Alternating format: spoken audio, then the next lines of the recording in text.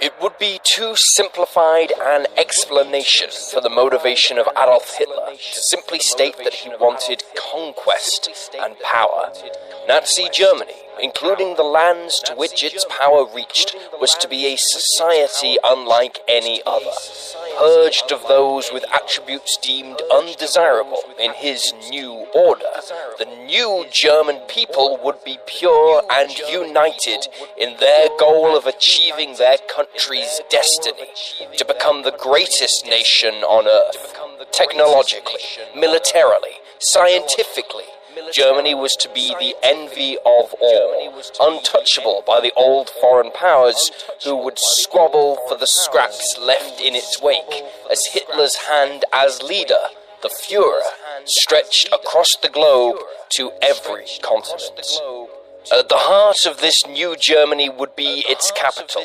Berlin, which was to be renamed Germania, would become the most developed and prosperous city not just in the world, but in all of history. Its magnificence, leaving the famed capitals of empires of old, such as Rome and Athens, a mere shadow in comparison. And dominating this new super city would be the immense Grand Hall, or Hall of the People. Conceived of by Hitler and designed by Albert Speer, this immense domed structure would dwarf any that was in existence at that time, aptly demonstrating Nazi Germany's power and capability. Being able to seat 180,000 Nazi German citizens, it would be 16 times larger than St. Peter's Basilica in Rome, whose design it aped, and would be filled with devoted followers, all of whom would come to see the Führer in person and hear him speak of the bright future for the Third Reich, a Reich which Hitler promised would last 1,000 years. And yet, just 12 years after Hitler came to power, that dream of the greatest city in history was smashed under the tracks of Soviet T-34 tanks, the Nazi leadership having to recruit children and the elderly to try and stave off the Red Army that had encircled the city, which had already been battered by Allied bombing raids for 5 years, looking to deliver a death blow to Nazi tyranny. This is the story of the battle for Berlin and the last stand of Adolf Hitler. Welcome to Wars of the World.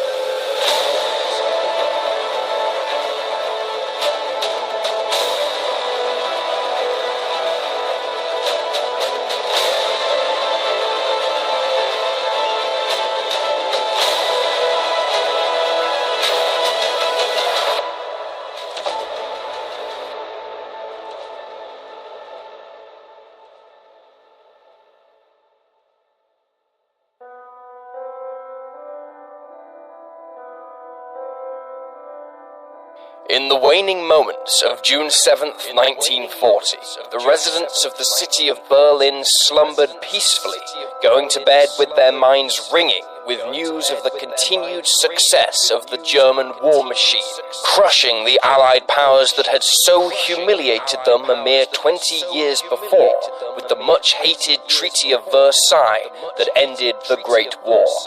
Poland had been cut in half and shared with Stalin, as per an agreement that divided Europe into East and West, allowing the two dictators to expand their borders without interference from the other.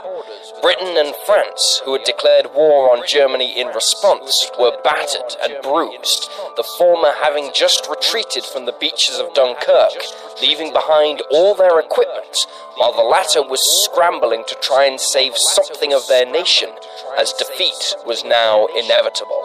It was a Friday night, and the revelry of the weekend would soon be beginning as it had done before the war. Only now, the citizens of Berlin celebrated the fact that they lived in a city that was possibly the most powerful on Earth, with an empire that stretched from Eastern Europe to the Atlantic and into Scandinavia. Even then, it was obvious that their Führer had his sights set even further afield, and with Germany's agreement with Stalin, Britain seemingly on the ropes, and the United States determined to stay out of the fighting, who could possibly stop them? And yet, as dreams of glory and conquest occupied the minds of young boys, whose Hitler Youth uniforms sat folded neatly beside their beds, approaching the city that night was a reminder that no matter how impossible the odds, the oppression of the invader will always ignite a spark of freedom in even the most downtrodden of nations. For chugging and sputtering its way through the German sky that night was a single French Navy Farman NC-223 auxiliary bomber, dubbed the Jules Verne.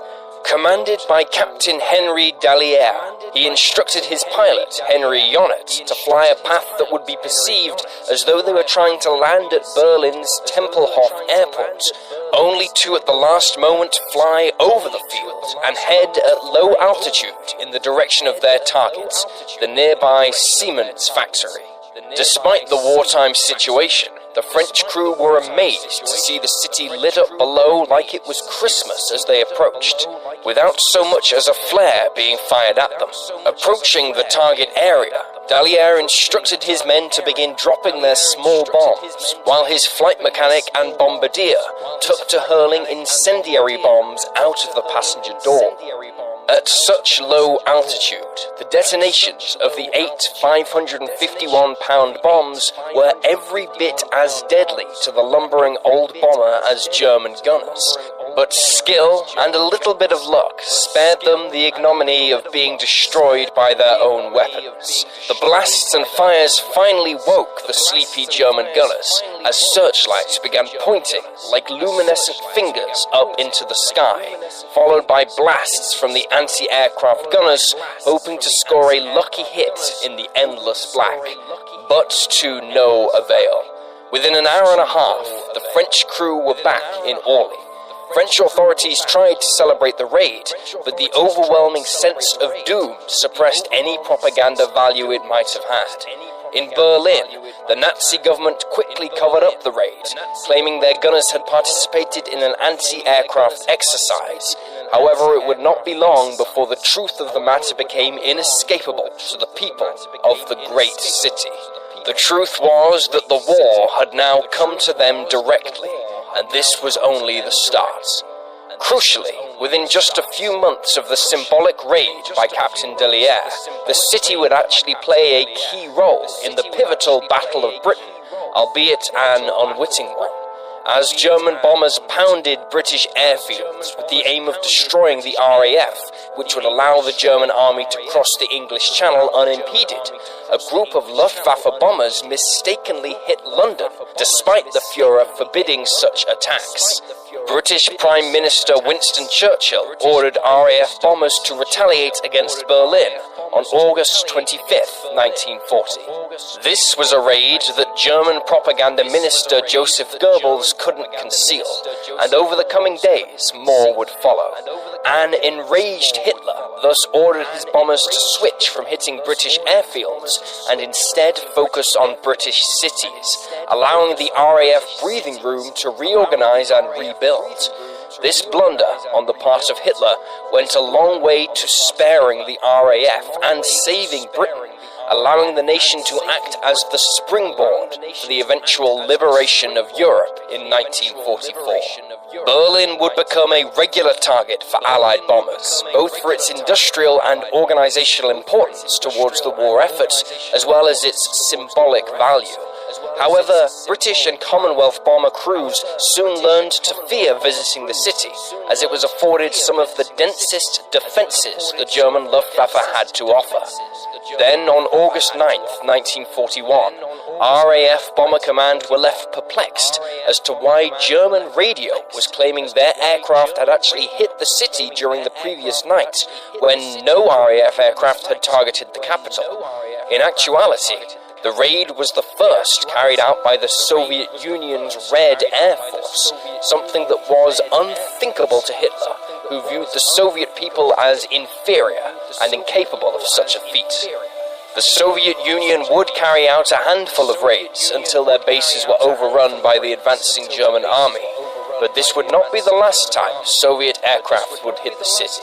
Having joined the war effort in December 1941, The USAAF would build up its bomber fleets between 1942 and 44 in the UK, and then send them out in increasing strength on dangerous daylight raids. Flying against vital German infrastructure and bases, it would not be until March 6, 1944, that US bombers would visit the capital in strength, 612 being sent out, but German defences claiming 69. Berlin would be visited more often by Allied bombers over the following 12 months, as the Germans found themselves retreating on all fronts from mid-1944, culminating in the largest raid on Hitler's capital on March 19, 1945. 1,329 US bombers blasted the city, targeting armaments factories and lines of communication in preparation for the impending Soviet assault.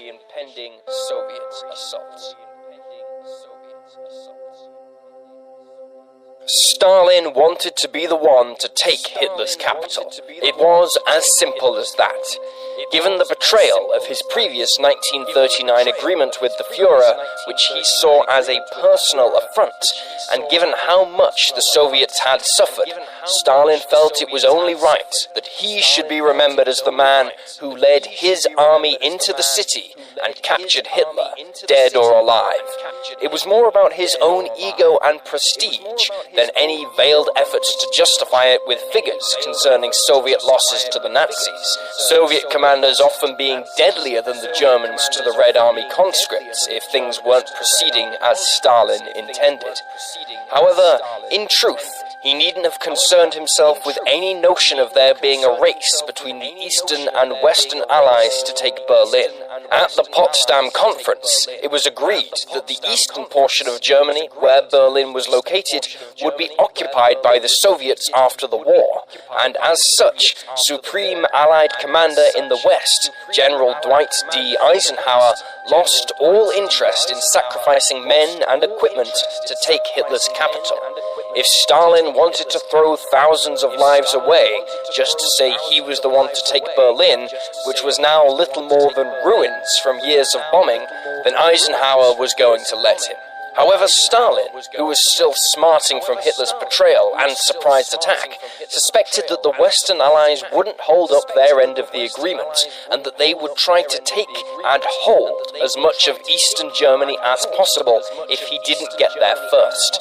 By taking Berlin and capturing or killing the German leadership, all remaining resistance would crumble, and he could quickly move in to take the territory which he had been promised. Hoping to impress upon his own comrades the urgency he believed lay in taking the city, Stalin took the step of splitting the force he was assembling for the operation in two.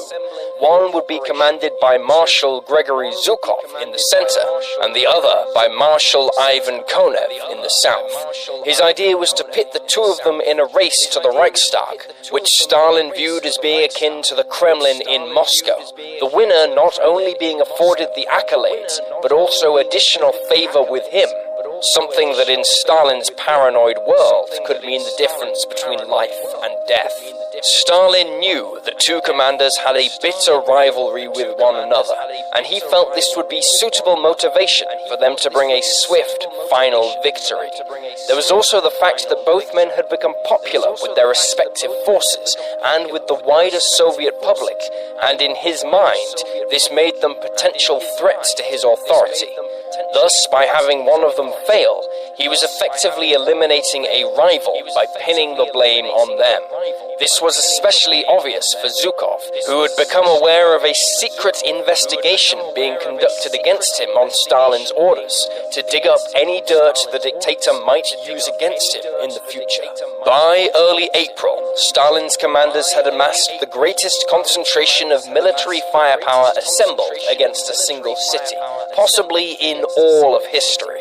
It comprised of, in the region of 2.3 million troops, including nearly 200,000 Polish communists, supported by over 7,000 aircraft, 6,000 tanks, and 41,600 artillery guns of various calibers.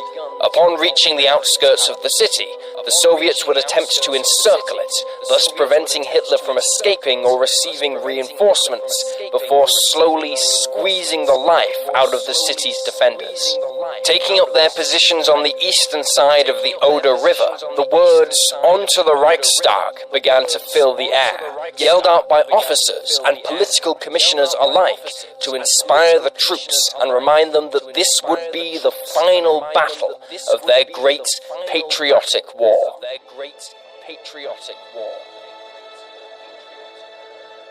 Historians continue to debate the precise point at which the war was lost for Nazi Germany. Was it the Luftwaffe's failure to destroy the RAF in the Battle of Britain, thus allowing the island nation to act as a springboard for the D-Day invasion?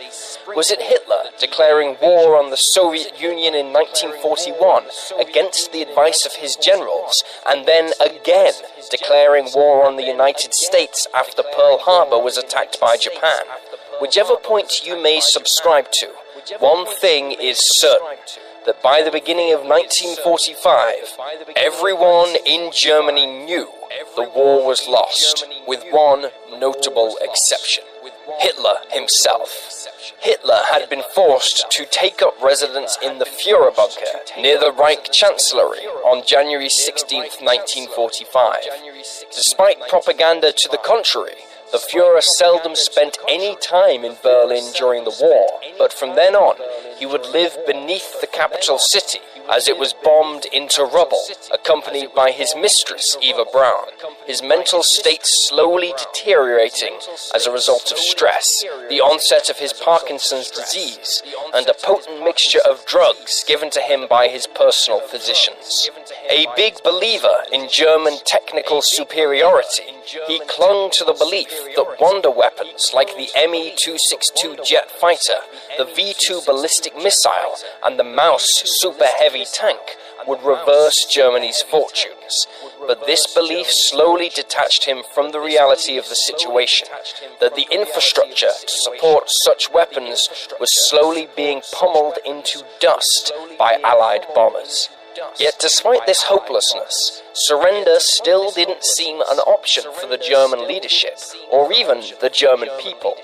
Hitler, Goering, Himmler, and many others all knew that to surrender was akin to committing suicide, as they would no doubt be tried and executed for their crimes. As for the people living in Berlin, the realization that it was the Soviets who would be entering their city made them realize they would have to fight to the very last. Already, stories of Soviet atrocities in the occupied regions of eastern Germany were filtering back to them, and for once, they were not the product of Joseph Goebbels' propaganda ministry. Stalin had told his men to take revenge on the German people for what the Wehrmacht had done in Soviet territory, resulting in orgies of violence, looting, and rape against everyone, from the elderly to children. Thus, despite the repeated bombing and eventual shelling of the city, Berlin's population actually swelled with an influx of refugees fleeing from the countryside, as the city offered the only fortified positions left in the region.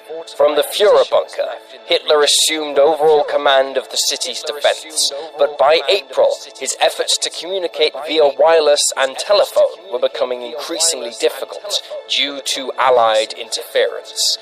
This resorted to the Nazi leader having to rely on messenger boys, some as young as 13 years old, to pass messages to his troops. While possessing less than a third of the strength of the Soviet force amassed against them, the Germans had been given plenty of time to conduct defensive possessions outside of the city, with which to slow the Soviet assault when it finally came. Outside the city, commanding the Wehrmacht's army group Vistula, was General Gotthard Heinrichi, a gifted tactician when it came to defensive planning. He correctly assumed that the main thrust after the Soviet Red Army had crossed the Oder would be against the Seelow Heights, which Zhukov had labeled as the gates of Berlin. But rather than try to hold them there, he instead planned an elaborate series of anti-tank ditches, minefields, and fortified positions with which to wear down the Soviet force, as they inevitably withdrew to a second and third defensive line. He also had engineers release water from the nearby reservoir to flood the region and turn the ground into an impassable swamp for tanks. Additionally, Berlin's defences were bolstered by the arrival of the German Second Army, which had previously been bottled up near Danzig, making a break for the city through an opening in the Soviet lines as they advanced to their starting position on the banks of the Oder. German armoured units that had survived long enough to join in the defence of the city possessed a number of the war's best tanks, ranging from the competent Panzer IV up to the behemoth King Tigers and Panthers. Under ideal circumstances, these tanks would be more than enough to handle superior numbers of Soviet T-34s and even the heavy IS-2, but the over-engineered vehicles required heavy maintenance and a constant stream of spare parts, both of which were in increasingly short supply in these desperate times. However, as had happened on several occasions throughout the war, it would be Hitler himself who would prove one of the biggest obstacles facing even his most gifted commanders.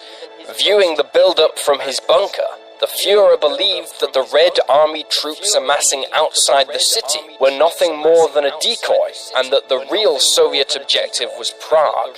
Remembering the old words of Otto von Bismarck, that whoever controlled Prague controlled Europe, on April 5th, he dispatched 4 experienced panzer units south to protect the city, much to the horror of Heinrizi, who had been relying on their inclusion in his plans. Despite the complexity and density of these preparations, few in the surviving German Wehrmacht believed it would do little more than delay the Soviet juggernaut bearing down on the capital city some 56 miles west of the Silo Heights. Once through the line, there would be only sporadic German units standing in their path before they reached the city. Inside the city would be whoever escaped the Soviet tidal wave, plus members of both the Luftwaffe and German Navy, who were now largely defunct in their intended services, given the losses in aircraft and seafaring vessels. Helping them were some 60,000 men of the Volkssturm, a militia group founded in late 1944 as the war became desperate for the Nazis. Filling the ranks of the Volkssturm were physically fit men aged between 16 and 60 who were not already serving in the military, be they too young or old, or possessing skills needed on the home front. These men were arranged into 92 battalions within Berlin, although only about 1 in 3 actually had any weapons, these being deployed to the outer areas of the city, while the remainder occupied the inner areas, where they were expected to use knives, clubs, and other improvised weapons against the Soviets.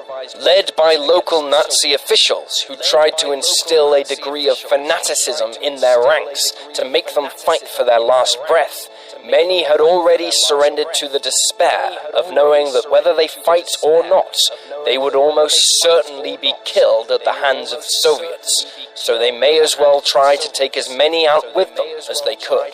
However, the German capital was not only defended by its native peoples. An often overlooked factor in the story is the participation of numerous pro-Nazi troops from Europe who couldn't hope to return to their home countries that had now been liberated without the fear of trial and most likely execution.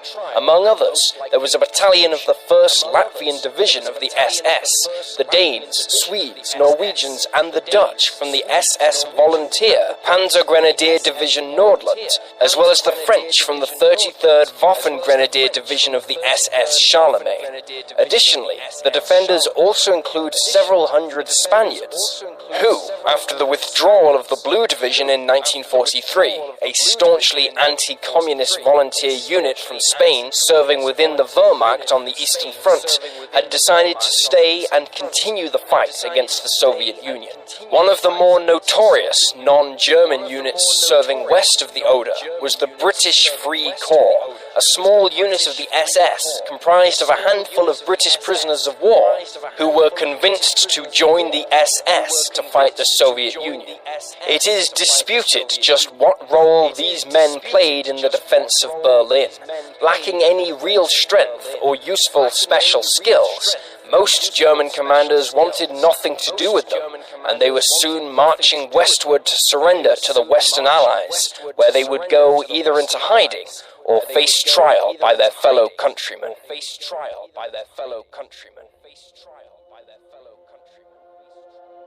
Knowing that Stalin was watching him, Zhukov made his move in the pre-dawn hours of April 16th. The Russian military has long decreed that artillery is the god of war, and he clearly invoked this deity that day by opening the offensive with one of the largest artillery barrages in history. Under his command, the First Belarusian Front possessed 908,000 men and 3,155 armored vehicles, while rival Konev's Ukrainian front protected his south flank, and Konstantin Rokossovsky's Second Belarusian Front guarded the north.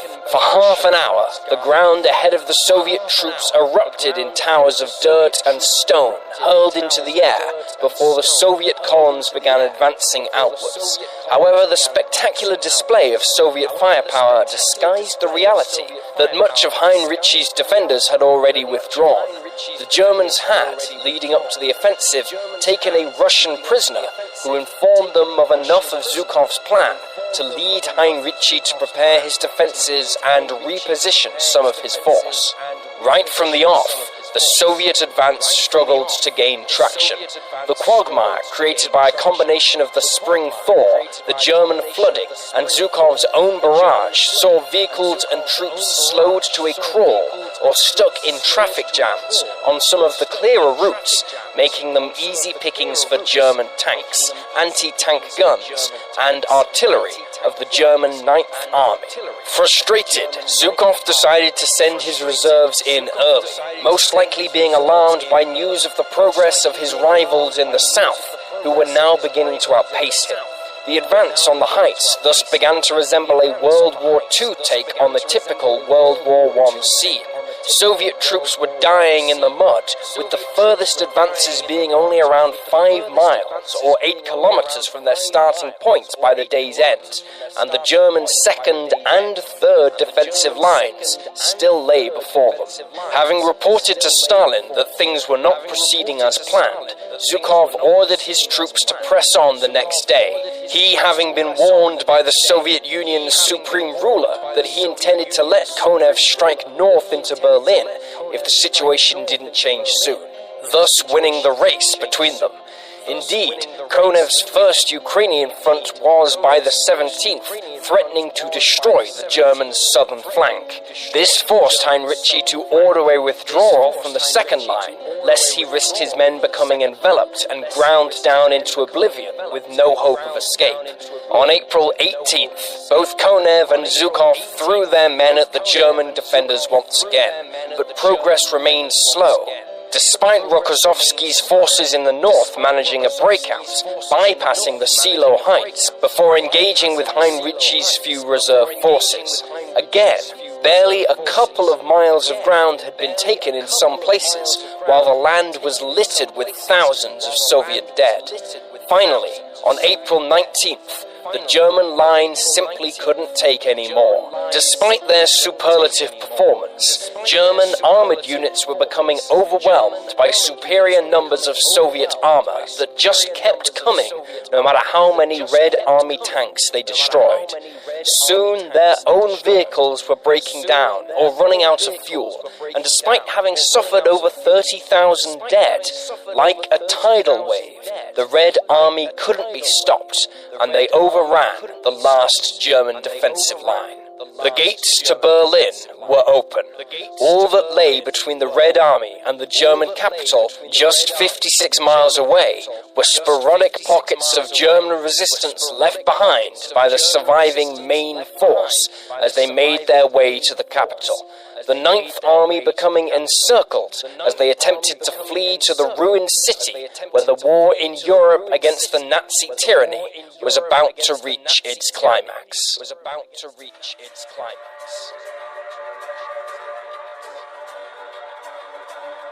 Despite the devastation wrought upon the city, cracking Berlin was going to be no easy feat for the Red Army. In fact, while defences were erected in the city by the defenders, particularly around the Reichstag and the Reich Chancellery building, under which was the Führerbunker, the bombing had the unintended side effect of blocking roads needed for tanks with craters and rubble, while at the same time turning buildings into ideal hiding locations for ambushes. Ironically, it was almost the reverse of the situation at Stalingrad over 2 years earlier, the only difference being that the Soviets had the strength in manpower and didn't have to contend with a brutal winter. Pursuing the survivors of the German forces towards the city on April 20th, Soviet artillery was finally in range of the capital. The symbolism was not lost on the Soviets, for April 20th was no ordinary day. It was Adolf Hitler's birthday. As the shells began hitting the outskirts of the suburbs north of the city, Hermann Göring, the flamboyant head of the Luftwaffe, repurposed several military trucks to save some of the precious artwork he had accumulated during the war, before destroying his home to prevent it from falling into Soviet hands. He then travelled to the Führerbunker to wish Hitler a happy birthday. Travelling through the streets, Göring observed the preparations being made by able-bodied citizens, ranging from the young and elderly to even prisoners and slave laborers, as Hitler instituted Operation Clausewitz, a comprehensive 33-page plan for trying to defend his capital from what was an inevitable collapse. Many of those involved in the construction of barricades or training with the few weapons available found it hard to motivate themselves as they slowly gave in to despair.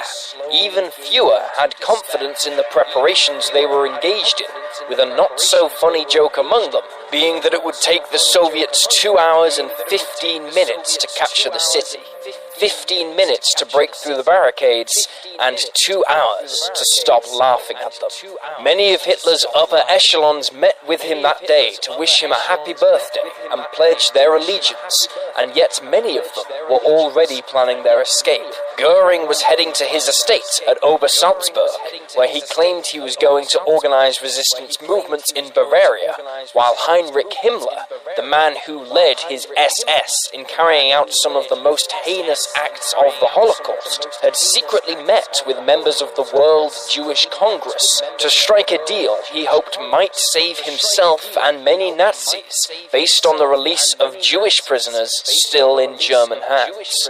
Over the coming days, both men would fall out of favor with Hitler, who accused them of treason when their loyalty was needed most. As his inner circle stepped away from him, many for the last time, in the afternoon, he presented a number of medals to members of the Hitler Youth who had shown great courage in combat with the Soviets, many wearing ill-fitting uniforms and even old uniforms after they'd been taken from the dead. It was his last public engagement. Later that afternoon, he was informed that the Soviets were expected to encircle the city within 24 hours. The next morning, Hitler ordered the Luftwaffe to attack Soviet artillery in the east, which was devastating much of the Germans' preparations. The surviving aircraft were effectively little more than a bee sting on the Soviets, who continued pounding the city with shells with enormous ferocity. In the south, Konev's troops overran the Wehrmacht command post at Zosen, forcing them to relocate to near Potsdam. Later that day, 30,000 prisoners were moved from the Sachsenhausen concentration camp away from the Soviet advance to conceal what had happened there. Emaciated from their captivity, many collapsed on what was a death march, and if they didn't die from exhaustion, they were killed by their guards. Hitler, meanwhile, was laboring under the belief that if he could muster a counterattack at this 11th hour, he could turn back the tide in his favor. Telling SS Obergruppenführer Felix Steiner, "Every available man between Berlin and the Baltic Sea, up to Stettin and Hamburg, is to be drawn into this attack I have ordered. You will see, Steiner, you will see. The Russians will suffer their greatest defeat." It was pure fantasy, nothing more than the ramblings of a desperate man who had lost touch with reality. Over the following 48 hours, more of the eastern boundary of the city fell to Konev and Zhukov. In a bizarre turn, the people of Berlin were now praying that they were invaded from the sky by paratroopers from the Western Allies, as rumors persisted that in some places, American and Soviet troops had started fighting each other, and that World War II would end with the start of World War III between the big three powers that were about to defeat them. Instead, however, Stalin had ramped up the competition between his two commanders by changing the planned demarcation line between them to the Anhalter Bahnhof, the diplomatic station near the Wilhelmstrasse government quarter. The finish line was set to be the Reichstag itself, which Stalin viewed as the seat of Nazi power, when in fact it was the Reich Chancellery building, the Reichstag going largely unused since a fire gutted it in 1933. This change helped even the balance between the two of them, which at the time had been favoring Zhukov. However, already the Soviets were learning how fanatical the defenders were as they faced increasingly stiff competition. Anti-aircraft guns, including the famed 88mm, which was the basis for the Tiger I tank's formidable gun, housed in 3 fortified towers around the city, were repurposed in the anti-tank role and did tremendous damage to the Soviet tank columns, which often became bottlenecked in narrow streets. Even the awesome IS-2 heavy tanks suffered badly, being unable to maneuver in these narrow streets, forcing them into lines where the defenders could focus their fire on the lead vehicles, which, once destroyed, became roadblocks to their comrades. Added to this were the daring ambushes laid by the Volkssturm and Hitler Youth members equipped with personal anti-tank weapons. Such was the speed at which both Soviet commanders wanted to advance in order to win the race. Many tanks entered the city without adequate infantry support to guard against such ambushes and paid heavily for it. As had been proven time and time again in urban battles throughout the war and since, tanks often struggled in street fighting because they couldn't elevate their guns on the upper floors of tall buildings or even rotate their turrets in some of the narrowest streets. At this point, the Soviet Navy became embroiled in the fight.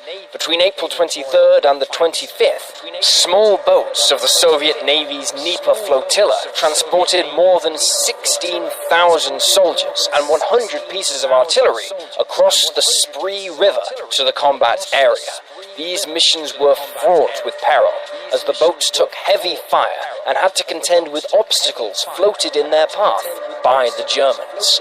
The Red Air Force II stepped up its operations to support the growing encirclement of the city.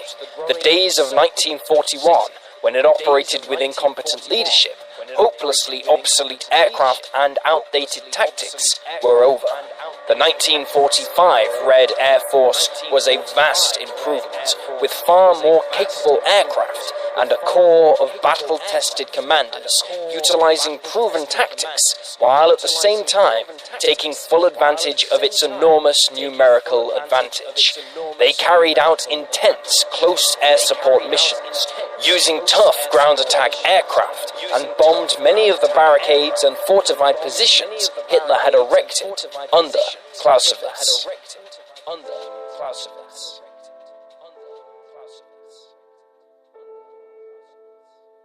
At midday on April 25th, 2 columns of Soviet troops converged towards one another in the town of Ketsin, northwest of the city. One belonged to Zhukov's 1st Belarusian front, the other to Konev's 1st Ukrainian. The encirclement was complete. Over the previous weeks, thousands of Nazi Party members and ordinary citizens of the city had scrambled for papers to give them permission from the Führerbunker to leave the city without being shot for desertion. Now, there was no escape. Just over an hour later, Konev's forces symbolically made contact with US troops, signaling the closing of the Allied noose around Hitler's neck. But it was not over yet. The race was still very much on between the two Soviet commanders. Two American journalists, Andrew Tully of the Boston Traveler and Virginia Irwin of the St. Louis Post, decided to take the opportunity to report on events in Berlin and drove a jeep to the outskirts of the city, where they drank vodka and ate traditional Russian pastries with Soviet officers inside the Berlin perimeter, much to the fury of their respective governments. Inside Berlin, the defenders must have felt more isolated than ever, as not only were they encircled, but the main Nazi radio station, Deutschlandsender, finally went silent after days of intermittent broadcasts. The world was seemingly abandoning them to their fate. In the Führerbunker, alcoholism, drug abuse, and debauchery took hold amongst many residents as they fought to stave off giving in to their impending doom. Outside the bunker, starvation was becoming as big a threat as the enemy. 16-year-old Armin Lehmann of the Hitler Youth served as a messenger, an extraordinarily dangerous assignment given the shelling, bombing, and constant threat of Soviet snipers in the city, when he observed two men cutting up a live horse for food, the desperate men oblivious to the creature's cries of pain. Directing the fight, the Führer discovered that good news was becoming increasingly few and far between after April 27th. From then on, he was simply watching the map displaying the parts of the city still in his control slowly dwindle, and the icons displaying the Red Army's troops get closer and closer to his bunker.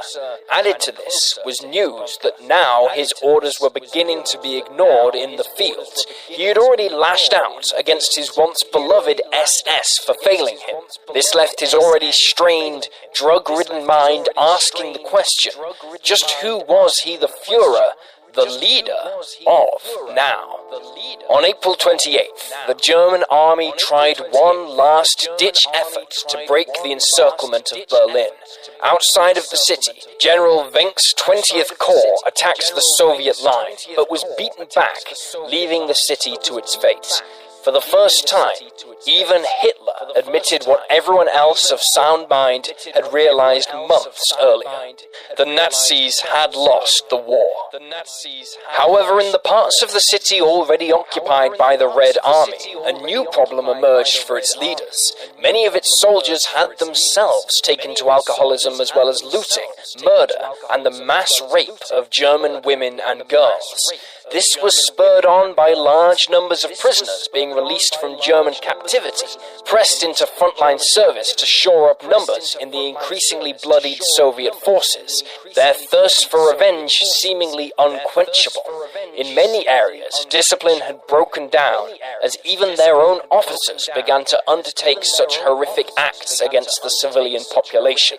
But punishments were seldom issued for committing these crimes, rather only if they interfered in their duties and the race for the Reichstag.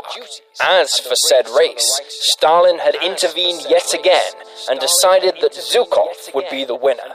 Stalin redirected Konev and the men of the 1st Ukrainian Front to Savinhiplatz in the western sector and tasked him with clearing the remaining areas of the city beyond Tiergarten in central Berlin.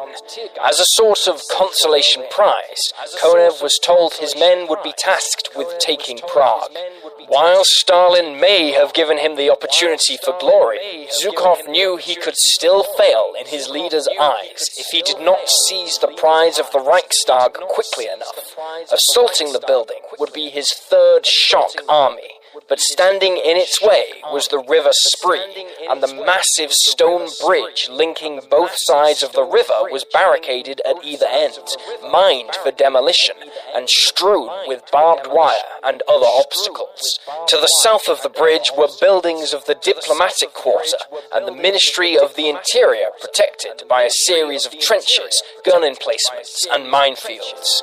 The windows in the Reichstag itself offered a commanding view of the area, even with many of them being bricked up, save for small gun ports. Shortly after midnight, in the early hours of April 29th, Red Army troops fired on an armoured car they spotted driving through the city near the Reichstag, but they failed to stop it. At the wheel of the car was Michael Wagner, a lawyer who was on a special assignment for the Führer, to bring from his law firm the paperwork necessary to make his marriage to Eva Braun legal. This marriage was a last gesture of appreciation by Hitler to the woman who had stood by him for so long, literally to the bitter end. All knew it would be a short marriage in life, at least for those who had decided not to take their chances and try to escape, or were now preparing how they would end it all before the Red Army took the Chancellery above them, with them now being in sniper range of the grand building that was being blown, blasted, and shot into oblivion. As Hitler and Eva took their wedding vows, Soviet armor attempted to punch through the barricades on the bridge crossing the Spree. The move was made without the usual pre-attack artillery barrage, in the hope of catching the Germans off guard, but this failed, as German mortar crews, expecting the assault, had already zeroed in on the bridge and begun raining destruction onto the tanks. Later, the Soviets made a second attempt to cross the bridge, this time using much heavier and better armoured tanks. SS anti-tank guns and anti-aircraft guns from the nearby Flak Tower again did their deadly work, and the bridge quickly became a junkyard for Soviet armor. While the Red Army was able to secure it for a short time, they were eventually beaten back by the SS and the sudden arrival of members of the tough 9th German Parachute Division, who were retreating from their previous position at the Lehrter railway station. At 1000 hours, Hitler Youth messengers were reporting to the Führerbunker that Soviet tanks were now less than half a kilometer away, and 30 minutes after that, a balloon being used to relay radio signals was shot down. The Führerbunker was now out of radio contact with the outside world for good. The Germans now only held a stretch of the center of the city, which in some areas was barely a mile wide, and defended by around 30,000 survivors of its initial force. Throughout the day, Soviet infantry continued advancing, succeeding in reaching the Gestapo headquarters and the police presidium, all of which saw some of the most bitter room-to-room combat, the combatants often being close enough to resort to bayonets. During the day's combat, the standard-bearer of the 220th Guards Rifle Regiment, Sergeant Nikolai Masalov, heard the crying of a 3-year-old German girl on the opposite side of the Landwehr Canal. Under covering fire from his comrades, he succeeded in reaching the little girl, who was lying next to her dead mother, and took her away from the fighting. His deed would later be immortalized in a giant statue of a Soviet soldier saving a child in the Soviet War Memorial in the city's Treptower Park. Elsewhere in the city, a single dug-in Tiger tank was wreaking havoc with Soviet armor trying to squeeze across the Potsdamer Bridge. Some of the Soviet troops therefore came up with the idea to cover the protective coating of the next tank to attempt to cross with oil and smoke canisters. Thus, when it inevitably burst into flames on the bridge, the Germans assumed it had been disabled, paying little attention to it rolling forwards towards them and into their fortifications. Only then did they realize their mistake, whereupon the tank caused mayhem, distracting the Germans long enough for more Soviet armor to cross unopposed and secure the opposite side. The next morning, Hitler was informed that the battle for the city had only hours left to it. German forces were running out of everything: weapons, ammunition, food, and bodies. Hitler therefore allowed members of his inner circle to finally leave, if they so wished, and take their chances in the city. But just where any of them could go for safety was anyone's guess. Leading up to and during the battle for the city, many residents or soldiers fearing their fate at the hands of the Soviets gave in to despair. While exact figures can never be known, at least 4,000 people are known to have committed suicide in the city in April of 1945. At 1530 hours on April 30th, there were two more to add to this number: Adolf Hitler and his wife, dying at his own hands in one last defiant act against the world he had so much disdain and hatred for. Hitler would deny the world a true sense that he had faced justice for the horror he unleashed. In the world above, the push towards the Reichstag continued as Zhukov oversaw 3 assaults on the building throughout the morning, all of which were beaten back. Puzzlingly, either due to an error in communications or as part of an effort to appease the impatient Stalin, Zhukov sent a message to Moscow that read, "Units of the 3rd Shock Army, having broken the resistance of the enemy, have captured the Reichstag and hoisted our Soviet flag on it today, April 30th, 1945, at 1425 hours. It was completely untrue, as Soviets were still fighting in the square outside, and only served to add more pressure on him and his men to make it true as quickly as possible. Scores of men were thrown at the building throughout the afternoon in an effort to clear it of its defenders. Finally, at around 2250 hours, Sergeants Yegorov and Kantaria of the Special Banner Party, with Red Banner number 5, managed to fight their way to the rear of the building and ascended a staircase to the roof, wedging the Soviet flag into a crevice.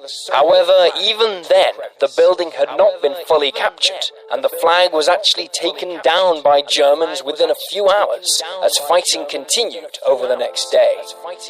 That next day was May 1st, May Day, and one of the most important days in the Soviet calendar. It was the day the world learned that Hitler was dead. While efforts were made between the remaining defenders and the Soviets to negotiate a ceasefire, fighting continued on sporadically, but an unusual atmosphere had come over many in the almost victorious force. Knowing the Führer was dead and that the war had hours left, few Soviet soldiers wanted to become the last casualties of war on the very eve of their greatest triumph. Efforts to clear pockets of resistance fizzled out, save for artillery or airstrikes, while they continued their orgy of looting and rape. Sergeant Masilov's moral courage proving to be the exception amongst the victors. Soldiers from various different Soviet units did, however, manage to reach the famed Brandenburg Gate, unfurling a red banner, which was then placed in a hole in one of the bronze horses atop the monument. In the bunker of the damned, more suicides followed, the most horrific probably being that of propaganda minister Joseph Goebbels and his family. His wife, Magda, who once rivaled even Eva Braun for the Führer's affection, poisoned their 6 children before the 2 of them committed suicide in the gardens of the Reich Chancellery building. At around 20:30 hours on May 2nd, 1945, Zhukov's 1st Belarusian front and Konev's 1st Ukrainian finally met once again at their first inter-front boundary on Savinhiplatz, destroying a panzer division that had been holding ground there before its failed breakout attempt the previous night. The fight was all but over, and it was left to the Berlin Defense Area Commander, General Helmut Wielding, to issue the surrender.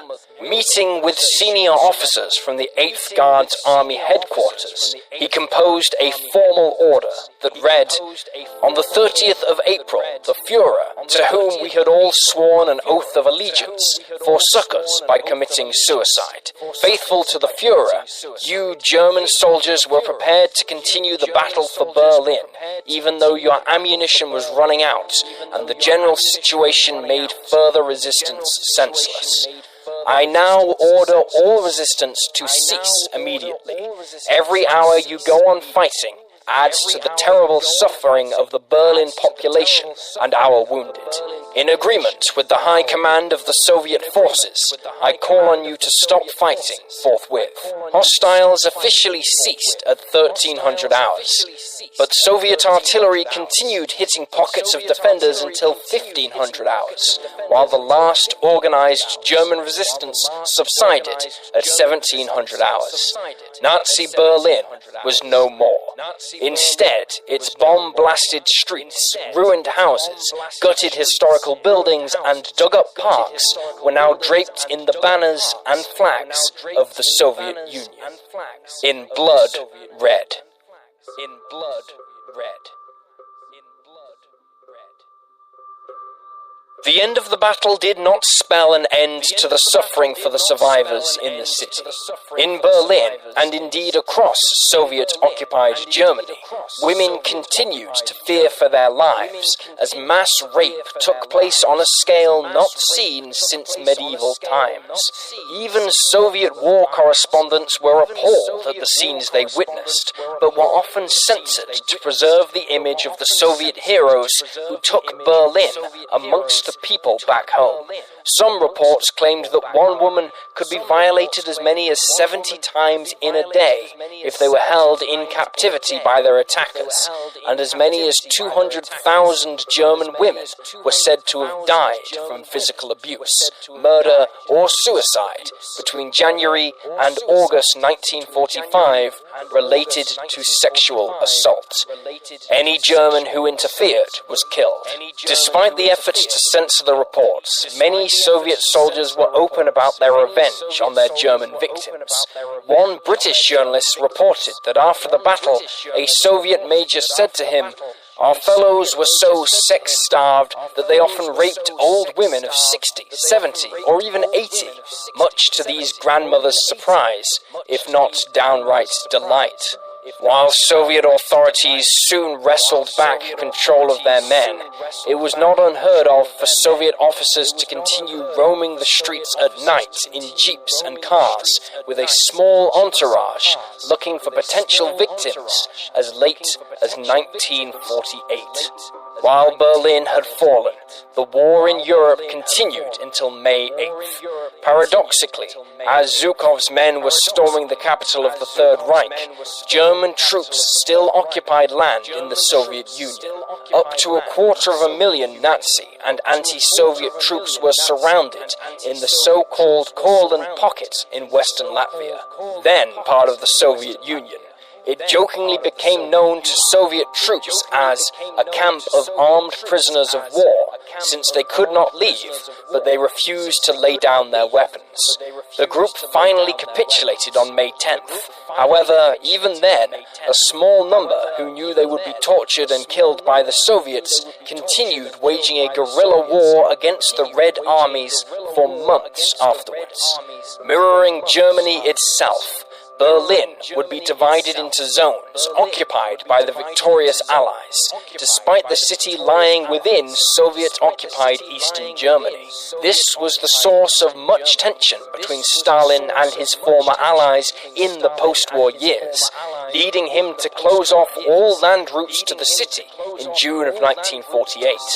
In order to feed the citizens in the Western Zone, a massive airlift operation was undertaken by the Western Allies, where once their planes brought death upon the city's inhabitants, now they brought life. The Berlin airlift, as it became known, would signal the start of a new chapter in history, the Cold War, and it began over the ashes of a city that was once at the center of the most destructive conflict in history.